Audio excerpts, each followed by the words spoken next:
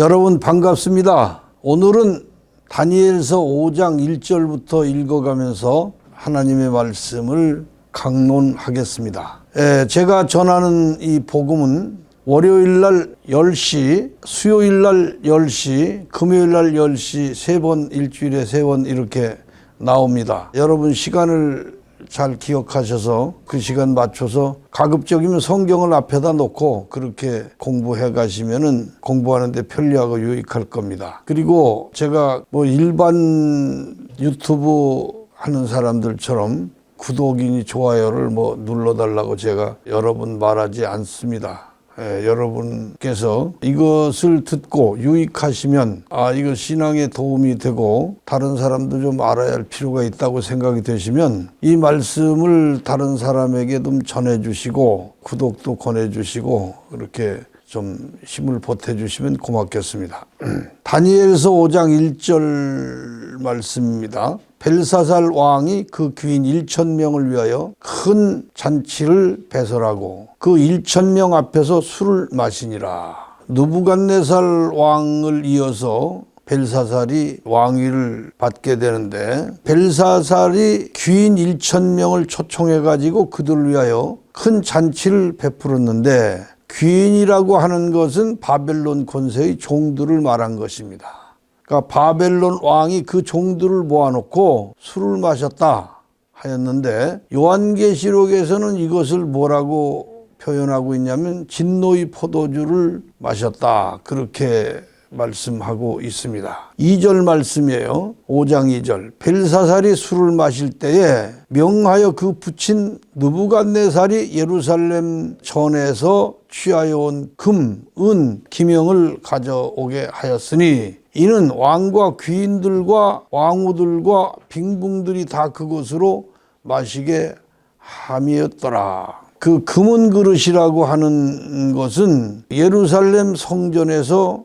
하나님께 제사 드릴 때 쓰던 기물들을 말하는 것입니다. 그 기물들은 느부갓네살이 유대 나라를 점령했을 때 가져다가 자기 신의 보고에 보관하고 있던 것들인데 이것을 벨사살이 가져다가 술잔으로 사용하고 있다 그런 얘기입니다. 금기명은 하나님의 말씀을 담은 그릇을 상징한 것이에요. 말씀 속에는 하나님의 말씀 속에는 영이 있고 그 영 속에는 생명이 있습니다.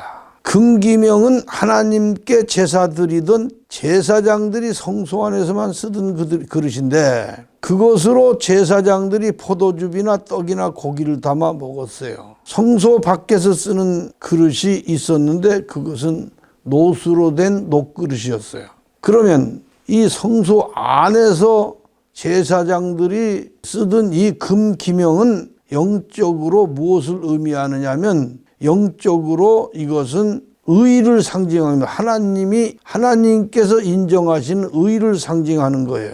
그런데 이 거룩한 기명으로 술을 따라 마셨다. 하나님의 의로운 뜻을 담아야 하는 그 금그릇에다가 자기 사리사욕의 육적 자기 꿈 자기 뜻을 담아 마신 것이다. 그런 내용입니다. 그러니까 성경을 읽고 순수하게 성경을 거룩한 뜻을 하나님의 뜻을 전하고 하나님의 뜻을 자기가 실천하기 위해서 그 말씀을 자기 마음에 담는 것이 아니라 금기명을 담아놓고는 마셨다는 것은 목사들이 자기가 유명해지고 싶은 꿈, 세계 제일 큰 교단을 꿈꾼 그런 거, 그리고 교인들을 수단과 방법을 가리지 않고 제일 많이 모으려는 목적, 그 꿈을 위해서 그 금기명을 사용하고 있었다. 그런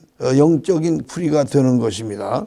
귀인들끼리 만든 그들의 교리를 금그릇에 담아 마시며 그것을 복음이라고 했다는 것입니다. 오늘날 교파마다 자기네들이 금그릇에 담아 마시며 그것도 복음이라고 합니다.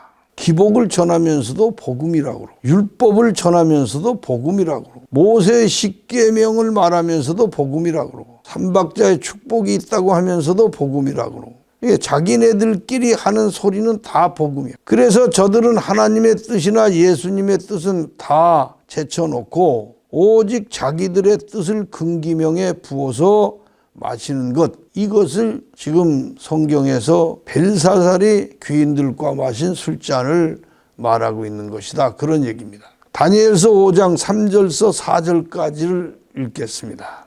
이에 예루살렘 하나님의 전 성소 중에서 취하여 온 금기명을 가져오매 왕이 그 귀인들과 왕후들과 빈궁들을 더불어 그것으로 마시고 무리가 술을 마시고는 그 금, 은, 동철, 목석으로 만든 신들을 찬양하니라. 바벨론 왕 벨사살은 하나님의 제사장들이 쓰던 금은 그릇을 가져다가 자기들의 더러운 술을 따라 우상을 찬양하며 마셨다, 그런 얘기입니다. 이것을 계시록 차원에서는 어떻게 표현했느냐 하면은 계시록 18장 2절서 3절까지 말씀입니다. 하늘에서 내려온 천사가 힘센 음성으로 외쳐 가로되 무너졌도다 무너졌도다 큰 성 바벨론이여, 귀신의 처소와 각종 더러운 영에 모이는 곳과 각종 더럽고 가증한 새의 모이는 곳이 되었도다. 그 음행의 진노의 포도주를 인하여 만국이 무너졌으며 또 땅의 왕들이 그로 더불어 음행하였으며 땅의 상고들도 그 사치의 세력을 인하여 치부하였도다 하더라. 이것이 지금 요한계시록에 기록된 이 말씀이 바로 현대 교회의 주소다 말씀이고, 이것이 벨사살이 금기명을 가져다가 귀인들과 술 마신 그런 내용을 영적으로 풀이한 것이다, 그런 말씀이에요. 다니엘서 5장 5절서 6절까지 말씀입니다. 그때 사람의 손가락이 나타나서 왕궁 촛대 맞은편 분벽에 글자를 쓰는데 왕이 그 글자 쓰는 손가락을 본지라. 이에 왕의 즐기던 빛이 변하고 그 생각이 번민하여 넓적다리 마디가 녹는 듯하고 그 무릎이 서로 부딪힌지라. 1,000명이나 들어갈 수 있는 곳이라면 어마어마하게 넓고 큰 궁전이라고 할 수가 있지요. 그곳에서 금잔에 술을 따라 마시며 희낙락하였고 금은 동철 목석으로 신상을 만든 그것을 찬양할 때, 그때 촛대 마지막 맞은편 벽에 사람의 손가락이 나타나서 그 분벽에다가 글씨를 쓰기 시작합니다. 그것을 벨사살 왕이 본 거예요, 그 손가락을. 그리고는 너무나 놀래가지고 두려워서 버들버들 떨면서 아주 그냥 무릎과 무릎이 서로 덜덜 떨며 마주칠 정도였다고 표현하고 있어요. 맞은편 분벽이다. 이 성경에는 그 이편과 저편이라는 얘기가 많이 나옵니다. 율법이 서쪽이라면 복음은 동쪽이요, 복음이 언제나 맞은편이 됩니다. 그래서 기복이 이쪽이라면 나그네 정신이 저편이요, 이렇게 이편 저편을 말한 것은 성경이 상대성 원리로 기록된 특징을 갖다가 표현했다, 그렇게 볼 수가 있어요. 분벽에 글자 쓰는 손가락이 나왔다. 이 손가락은 성경에 몇 번 기록해 놨는데 언제냐 하면은 모세가 시내산에 올라갔을 때 증거판 돌비에다가 하나님의 손가락을 친히, 하나님의 손가락으로 친히 글자를 쓰셨다. 그때 나타난 손가락입니다.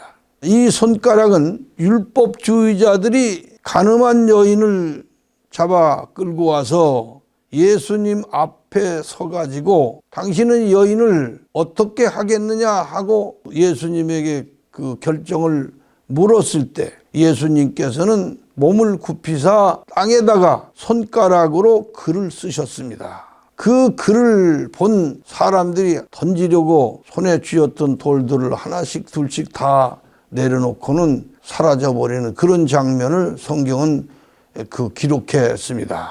이 바벨론 왕 벨사살이 귀인 1,000명을 위하여 잔치를 베풀고 금그릇을 가져다가 술을 따라 마실 때 벨사살이 앉은 맞은편 분벽에 사람의 손가락이 나타나서 글자를 쓰는 것을 봤다. 그것을 본 사람들이 다 두려워 떨었고 그 중에서 무릎이 서로 부딪힐 만큼 떨고 두려워했던 자가 바로 벨사살 왕이었다. 왜 왕은 왜 그렇게 더 두려워했을까? 이 세상에서 제일 약한 사람이 제일 높은 자리에 있는 사람입니다. 제일 높은 자리에 있는 사람은 자기 외에 의지할 사람이 없기 때문이에요. 벨사살도 마찬가지입니다. 다니엘서 5장 7절에서 9절까지 말씀이에요. 왕이 크게 소리하여 술객과 갈대아 술사와 점장이를 불러오게 하고 바벨론 박사들에게 일러 가로되 물론 누구든지 이 글자를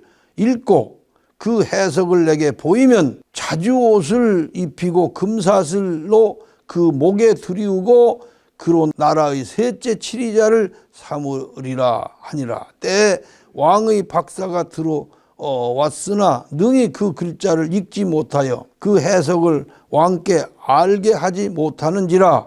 그러므로 벨사살 왕이 크게 번민하여 그 낯빛이 변하였고 귀인들도 다 놀라니라. 왕은 박사들을 불러가지고 분벽에 쓴 글자를 해석하도록 했지만은 글씨를 해석하는 사람은 아무도 없었어요. 심지어 그 나라의 셋째 치리자를 삼겠다고 했지만 더 높은 벼슬을 준다고 해도 그거를 사람이 해석할 수가 없었던 것입니다. 그것은 무엇을 말하는 것이냐? 교권주의자들이 가장 두렵고 떨릴 때가 언제냐면 새로운 차원의 말씀이 나와가지고 자기들이 기존에 주장하던 기득권이 무너질 만큼 강력한 새로운 메시지가 선포될 때 그럴 때 두려워합니다. 왕이 박사, 술객과 술사들을 불러 모았어요. 그 불러 모았다고 하는 것은 교권주의자들이 새로운 차원의 말씀이 나왔을 때 그 말씀에 어떻게 대응할까 해서 기득권을 지키기 위하여 성경에 있는 온갖 구절들을 끌어모아다가